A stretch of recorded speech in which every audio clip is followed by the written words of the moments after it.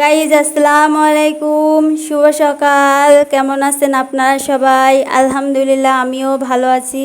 আর সকাল সকাল ব্রাশ নিয়ে পুকুর পাড়ে চলে আসছি, কারণ আজকে ঘুম থেকে একটু তাড়াতাড়ি তাড়াতাড়ি উঠেছি। উঠে ব্রাশ করে তারপরে ঘর ঝাড়ু দেওয়া, মানে বাসি বিছনা গোছানো এগুলো সব হয়ে গেছে। শুধু এখন থালা বাসনগুলো রয়েছে, সেগুলো আমি ধুতে আসলাম। আর আপনারা তো জানেন আমার ভিডিও করার সময় কেউ থাকে না, তাই নিজে নিজে একা একা ভিডিও করতে হয়। তাই আমি আবার ফোনটা এক জায়গায় রেখে তাই আমি ভিডিও করতেছিলাম। আর এদিকে আমার ভাগ্নেকে আমি একটু হেল্প করতেছিলাম, কারণ ও আবার একটু অ্যাকোরিয়া মাছ পোষে। তা ও আবার একটা বোতলে মাছ পোষতো, তাই ওর ছোট চাচা আবার এটা কাঁচের বোতল কিনে দিল, মানে মাছ রাখার জন্য। সেটা আবার একটু নোংরা ছিল, সেগুলো আমি আবার একটু সুন্দর করে পরিষ্কার করে দিয়েছিলাম, কারণ ও ছোটো মানুষ পরিষ্কার করতে পারবে না, কাঁচেরটা ভেঙে যেতে পারে। তাই আমি আবার একটু ভালো করে ধুয়ে দিয়েছিলাম, কারণ এটা একজনে ব্যবহার করতো, তাই সে ব্যবহার করে না, রেখে দিয়েছিল। তাই এটা আবার ওর ছোটো চাচা কিনে এনে দিল ওর জন্য। এ দেখেন আমি সুন্দর করে মানে ধুয়ে ফেললাম। আর এদিকে ও পাথর ফুল এগুলো সুন্দর করে বসায় পানি দিল। আর ওই দেখেন কাচের বোতলে যখন মানে প্লাস্টিকের বোতলে রাখছিল তখন মানে ঘোলা ঘোলা স্পষ্ট দেখা যায় না, মানে ভালো দেখাচ্ছিল না। তা আবার ও এইগুলানে আবার উঠাইয়া মানে কাচের বোতলে রাখলো মাছগুলো। এখন দেখেন দেখতেও সুন্দর লাগে, মানে স্পষ্ট এখন দেখা যায় যে ওর ভিতর মাছ আছে। আর ওই তখন প্লাস্টিকের বোতলে মাছ বোঝা যাচ্ছিল না, আর দেখতেও সুন্দর লাগে কাচের বোতলে।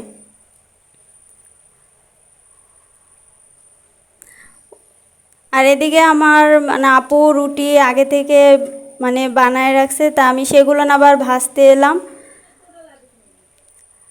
কারণ আমাদের সকালের নাস্তা হইলেও রুটি আর চা, কারণ আমরা প্রতিদিনই মানে প্রায় সময় রুটি আর চাই খাওয়া পড়ে। এদিকে আমার ভাগনাদের জন্য রুটি আর আমাদের জন্য মানে পরোটা, আর আমাদের জন্য রুটি। তাই দুধ চা বানালো আপু, তাই দিয়ে খেলাম। আর এদিকে আপু বলল যে ফ্রিজ থেকে মাছ বের করতে, তাই আমি আবার ফ্রিজ থেকে মাছ বের করে আপুর কাছে দিয়ে আসলাম। আর আপুর কাছে মাছ দিয়ে আমি আবার এই ফাঁকে একটু অন্য কাজ করতে আসলাম, কারণ ভাগ্নে এখানে পড়াশুনো করে, বই খাতা সব জায়গায় এলোমেলো করে রাখছে, তো ও পরিষ্কার করে না, ছোটো মানুষ বোঝে না। এই জন্য আমি আবার একটু ওর টেবিলটা সুন্দরভাবে একটু গুছিয়ে দিলাম, কারণ দেখতেও সুন্দর লাগে না। আর আজকে আমি একটু সিদ্ধান্ত নিয়েছি, কারণ বাড়ির সব কাজই করা হয় কিন্তু কিছু কিছু বাড়তি কাজ করা হয় না। তাই আজকে আমি সিদ্ধান্ত নিয়েছি, মানে এগুলো র্যাক এগুলো তো সবসময় পরিষ্কার করা হয় না, আর অনেক দিন হয়েছে মানে পরিষ্কার করি না, অনেক ধুলো পড়ে গেছে। আর ওর ভিতরে যে জিনিসপাতি ছিল মানে এগুলো না অনেক ময়লা পড়ছে, ধুলো পড়ছে, তা আমি সেইগুলো আবার একটু সুন্দর করে পরিষ্কার করতেছিলাম, কারণ আমার আপু এগুলো করতে পারে না, ওর আবার শ্বাসকষ্ট, নাকে পলিপ্যাক্সের সমস্যা, এই জন্য ও এগুলো করতে পারে না। তা আমি আবার এগুলো একটু পরিষ্কার করতে আসলাম, কারণ আজকে একটু সিদ্ধান্তই নিয়েছি যে এগুলো করব, কারণ অনেক দিন ভাবছি করব করব, তাই অনেক দিন হয়েছে করা হয় না। তা আজকেই তাড়াতাড়ি তাড়াতাড়ি ঘুম থেকে উঠছি এটা পরিষ্কার করার জন্যই, যাতে একটু তাড়াতাড়ি এগুলো পরিষ্কার করতে পারি, কারণ অন্য অন্য কাজ করতে গেলেই মানে মানে জোহরে আজান দিয়ে দেয়, তারপর আর অন্য কাজ করতে পারি না। আর যখন মাঝে মাঝে দেরি করে ঘুম থেকে উঠি তখন তো মানে সময়ের সাথে আর পারি না কাজ করে, এজন্য করা হয় না। তা আজকে ঘুম থেকে তাড়াতাড়ি তাড়াতাড়ি উঠেছি এগুলো করার জন্য। আর ঝাঁপিতে মানে অন্য অন্য জিনিসে অনেক ধুলা পড়েছিল, মানে সব মুখে আসছিল, মানে এত ময়লা হয়েছে, অনেক দিন হয়েছে পরিষ্কার করা হয় নাই।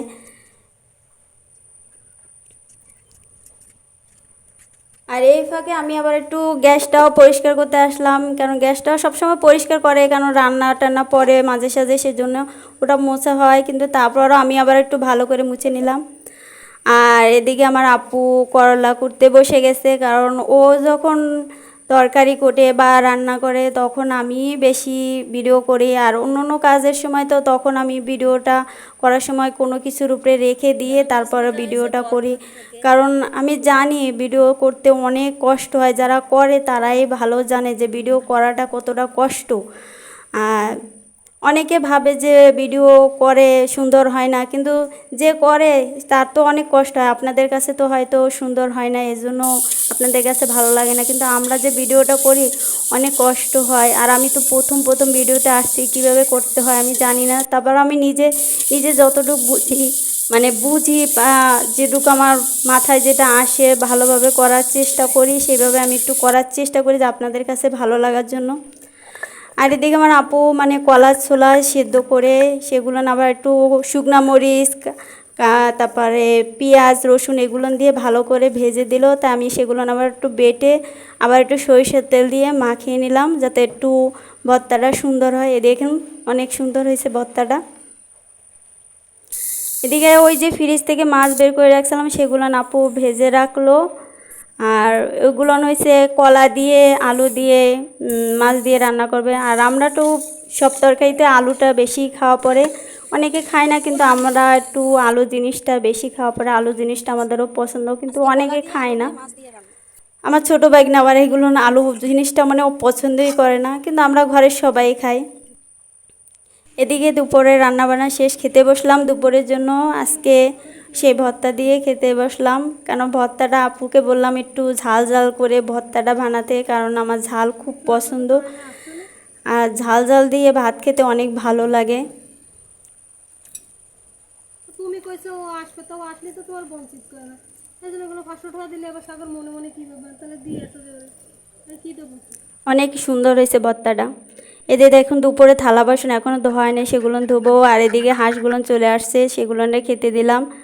আর কাপড় চোপড় রয়েছে সেগুলো এখন উঠালাম, উঠে আসরে নামাজ পড়তে যাব। আসরে আজান দিয়ে দিছে।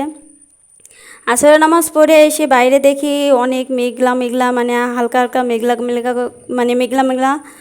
আর আকাশেও অনেক ডাকতেছিল, ওই যে দেখেন মেঘলা মেঘলা, মানে হালকা হালকা শুরু হয়েছে। আকাশে ডাকতেছিল, আপা বলতেছিল আকাশে যখন ডাকে বৃষ্টি হতে পারে, তাই ড্রামে যত পানি আছে বৃষ্টি পানি সেটুকু উঠায় অন্য ভান্ডে ঢালতে। তা আমি আবার সেই বৃষ্টির পানিটা আবার কলসে উঠাইয়া মানে বালতিতে ঢালবো, সেজন্য উঠাতেছিলাম। আর পাশে দেখেন হাঁসগুলো কী করতেছিল।